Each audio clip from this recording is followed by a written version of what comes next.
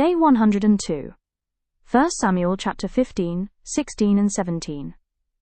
As we journey through the rise and fall of a king, and the quiet emergence of a shepherd boy, it is evident that one is rejected, not because he lacked effort, but because he lacked obedience. The other is chosen, not because he looked the part, but because of his heart. There are moments in life when everything looks right on the outside, but something deeper is out of alignment.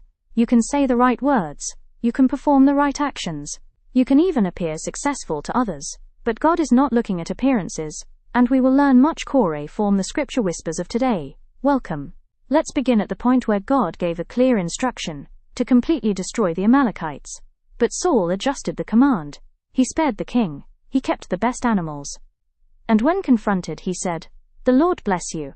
I have carried out the Lord's instructions." But then came the haunting question. What then is this bleating of sheep in my ears? You can claim obedience and still be living in compromise. Sometimes we obey God halfway. We let go of what is easy, but hold on to what is convenient. We justify it. We spiritualize it. We even label it as wisdom. But God hears what we try to hide. That bleating sheep in your life, that thing God told you to release, but you kept just in case, He hears it. Where have you obeyed God partially, but not fully? Saul tried to cover his disobedience with sacrifice, but the response was clear. To obey is better than sacrifice, and to heed is better than the fat of rams. God is not impressed by what you offer, if your heart is not aligned. You can serve in church, you can give generously, you can show up consistently. But if there is hidden disobedience, your performance cannot replace surrender. Are you using activity to cover what God is asking you to confront? Saul begged, pleaded, and tried to hold on to his position. But the truth stood firm. The glory of Israel does not lie or change his mind. He is not human. God's standards are not negotiable. We live in a world that adapts truth to feelings, but God remains constant. He is not swayed by popularity. He is not pressured by emotions. He does not revise righteousness. Are you expecting God to adjust His truth to fit your comfort? Samuel mourned for Saul, but the relationship was never restored. Until the day Samuel died, he did not go to see Saul again. Some consequences are not loud, but they are lasting. Not every loss comes with noise. Some doors close quietly, but permanently. Saul remained king in title, but he had lost divine backing.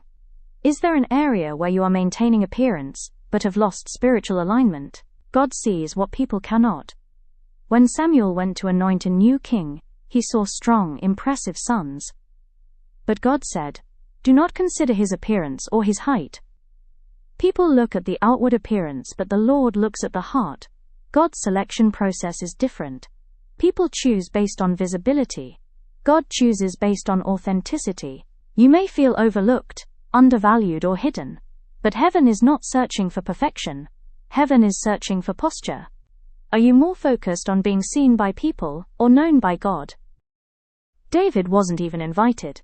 When asked, Jesse said, "There is still the youngest, he is tending the sheep." He was forgotten in the field, yet heaven paused everything and said, "We will not sit down until he arrives." What people overlook, God highlights. Your hidden season is not punishment, it is preparation. David learned responsibility, courage, and intimacy with God, not on a stage, but in solitude. What is God building in you while no one is watching? Spiritual atmospheres matter. The Spirit of the Lord had departed from Saul, and an evil spirit tormented him. When God's presence lifts, something else fills the space. Spiritual emptiness is never neutral. Saul still had the throne, but he lost peace. What atmosphere are you cultivating in your life? Peace or unrest? Do you realize that your gift can open doors before your time? Listen. David was sent with simple provisions: bread, wine, and a goat. He came as a servant, but his gift made room for him. He played music, and brought relief to a troubled king. Your gift is not random, it is access. What you carry can position you in rooms you didn't plan for. But remember, being in the room is not the same as being recognized. That comes later.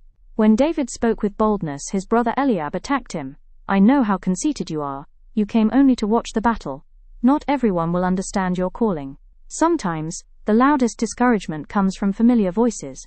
People interpret your boldness as pride, your faith as naivete, your courage as arrogance. But David did not argue endlessly. He simply turned away. Who are you listening to when God is calling you forward?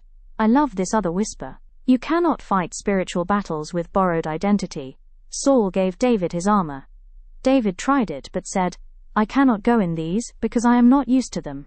And he took them off. You cannot win your battles using someone else's identity. What works for others may not work for you. David's victory was not in armor, it was in authenticity. Are you trying to become someone else, instead of walking in who God made you to be? In these chapters we see two lives moving in opposite directions. Saul, chosen publicly, but drifting privately. David, hidden publicly, but growing deeply. One held onto position and lost God.